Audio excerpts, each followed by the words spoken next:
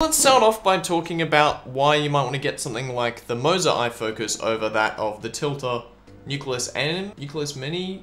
I'm not entirely sure what it's called, but why you might want to get that instead of the Tilta. Basically, number one for me, I bought it because it was a lot cheaper. It was like $100 cheaper at the time because I got it on eBay special. So why should you choose a wireless thing like this over something like the Tilta normal, not wireless one? Well, basically, first off, I think it's a really good addition for something like a shoulder rig. You know why? Because you can put the follow focus wherever you want. And so, if you got something like a shoulder rig like this, you can just do the focusing with your thumb if you need to. Which, actually, in all honesty, saves you a bunch of money, because if you wanted another option like that with like a hand grip sort of style follow focus where you do the follow focus with your finger. One of your main options for that is the Tilta one, and that handle is pretty expensive. I think it's like $500 after you buy the handle and the motor.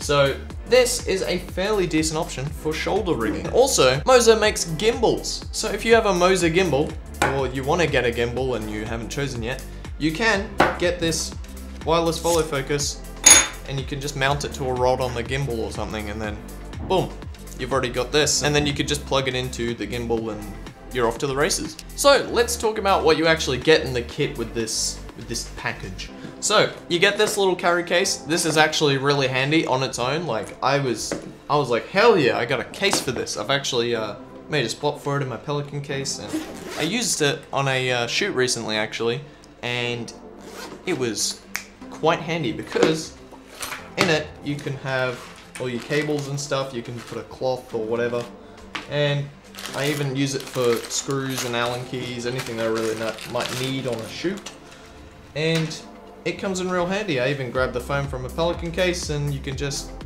whip this off, boom, and then take that off, and then boom, and then close her up. And you also get a focus gear ring thing that I actually don't use because I was like, damn, this is a really crappy focus gear ring. Specifically on my on one of my Nikon vintage 50mm f1.4, the focus ring is a little bit sticky, so it doesn't play very nicely with a follow focus, and this just can't like push it with the provided focus gear ring.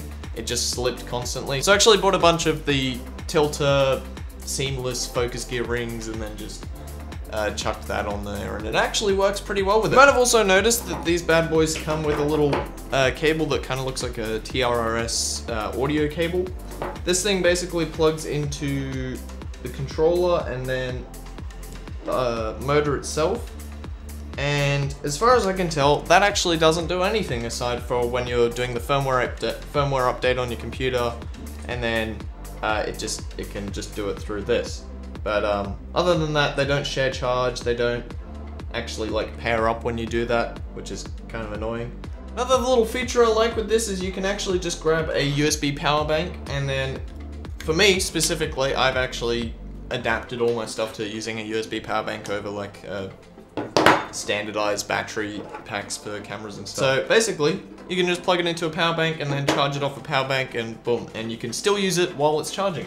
So that's great, and that applies to both. So that's pretty cool. I've actually only run out of charge on this once, and it didn't even fully run out. It just went red, and I was like, oh, is it gonna run out? So I just plugged it into the power bank, and it was all good. The controller itself, though, I've noticed that this thing does not like. It takes forever to run out of charge. I haven't used it completely yet, so that's great. But the motor, I might want to be a bit more careful with that. So let me just quickly run you through how easy it is to actually set this up, because I honestly was surprised. I thought there was going to be a bunch of fiddling around with settings and things, and I don't know, just be a pain in the ass. But honestly, it's really simple. You just turn on the main control thing, and then you go to wireless, pair, and you go and turn on the thing, and then it says pair okay, boom. For me, I actually had a little issue. I had to update the firmware on it before it started working, but it works now after I updated the firmware. So then to set the actual points that the focus will go to, you go to focus, set AB. I like to set my closest focus distance at the A point, and then set infinity at the B point. Then once you've done that, you go back and boom, you're off to the races.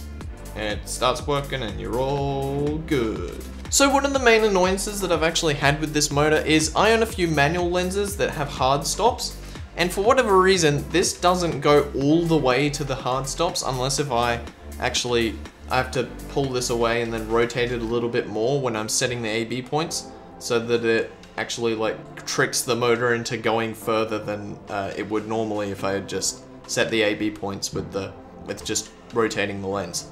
So that's actually my main gripe with it, other than sometimes the mounting of the motor itself can be a little finicky.